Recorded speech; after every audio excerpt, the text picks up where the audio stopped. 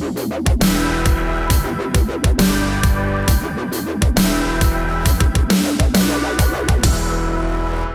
State Department is being decapitated and depleted at a dizzying speed. That's the headline from the Washington Post. Hi, I'm Scott Ott with Bill Whittle and Stephen Green. This episode of Right Angles brought to you by the members at BillWhittle.com. Well, a Washington Post columnist named Joe Davidson quotes Barbara Stevenson, who is the American Foreign Service president, kind of the, union boss, I guess you would say it that way, although technically probably not a union. And she says this, and I quote from the Washington Post, "The ranks of career ministers, our three-star equivalents, are down from 33 in June of 2016 to 19. The ranks of our two-star minister counselors have fallen from 431 right after Labor Day to 369 today, and they're still falling." The Post says at the entry level, or the columnist in the Post anyway, says at the entry level, Stevenson expects about 100 new Foreign Service officers to join the State Department next year, compared with 366 in 2016. Here's a quote from Stevenson. She says, "These numbers are hard to square with the stated agenda of making the state, a department, and the Foreign Service stronger," she said, calling the cuts a decapitation to its leadership ranks. Now, Stephen Green, if you are going to do what President Trump says we're going to do and have a robust foreign policy and foster respect for American exceptionalism around the world, how can you do so without a robust State Department? Well, there are two parts to that question, and the first is State Department is about as useless as blank on a snake. All right, we know legs. this. Legs. Thank you. Clean that up for me. Listen, we have needed an imaginative State Department since approximately noon on September 11, 2001, and that's a long time ago now. All right, 16 years ago now. And instead, we still have the same stale people from the same stale schools taught by the same stale people. And we do not have the State Department that this country needs in a world that is fast-moving, fast-changing, and extremely, in parts of it anyway, increasingly dangerous. The nice, safe parts are still the nice, safe parts, but the Georgetown crowd doesn't seem to understand that approach that works in Berlin, Brussels, or even Beijing does not work in Raqqa or Tehran. So, number one. Number two is we could use a much smaller State Department. That's fine.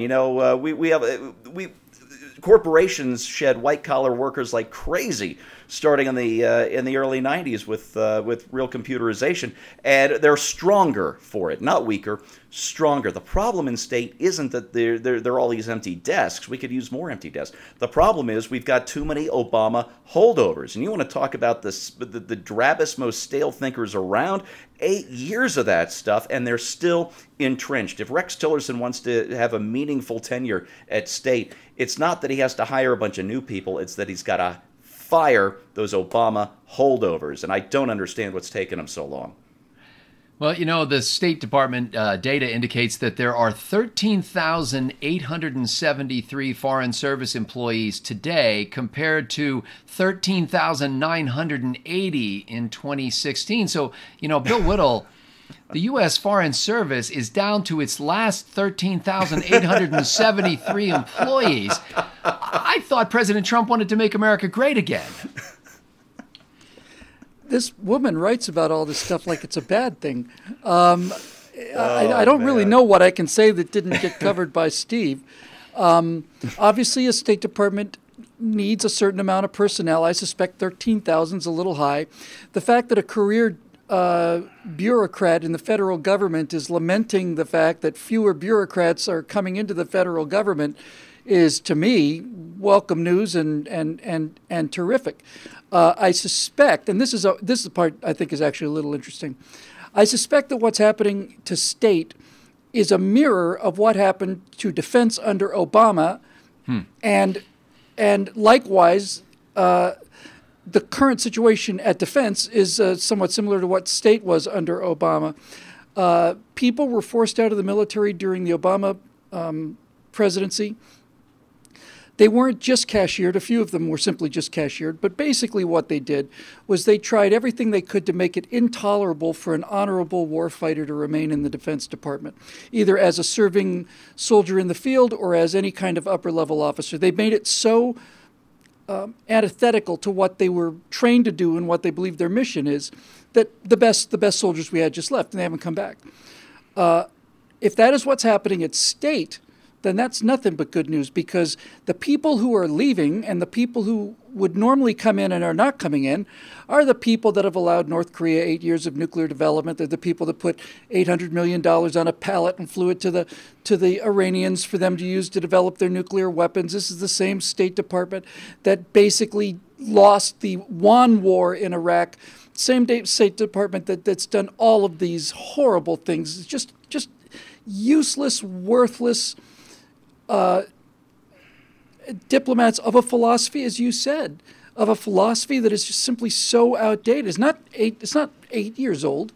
I almost said it was 100 years old going back to the progressive movement, but essentially it's timeless.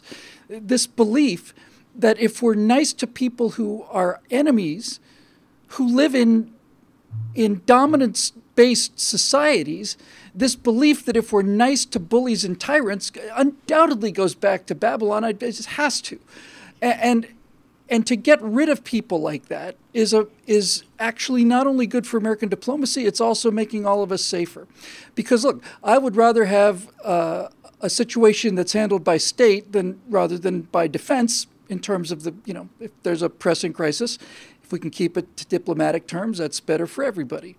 But the Department of State and the Department of Defense both need to be going in the same direction, and that is looking out for the vital interests of the United States against implacable enemies who will not ever surrender their cause of destroying freedom.